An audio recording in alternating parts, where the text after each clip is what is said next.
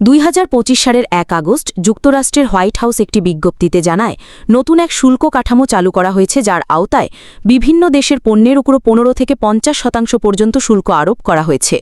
উদাহরণস্বরূপ, কানাডা থেকে আমদানিকৃত পণ্যে 35%, ব্রাজিল 50%, মালয়েশিয়া 19% এবং তাইওয়ান 20% আরে শুল্ক ধার্য করা হয়েছে।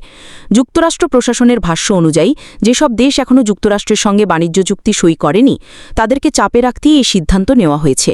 প্রেসিডেন্ট ট্রাম্প দাবি করেছেন, বৈশ্বিক বাণিজ্যে ভারসাম্য রক্ষা ও দেশের অর্থনীতি সুরক্ষিত রাখার স্বার্থেই এমন পদক্ষেপ জরুরি।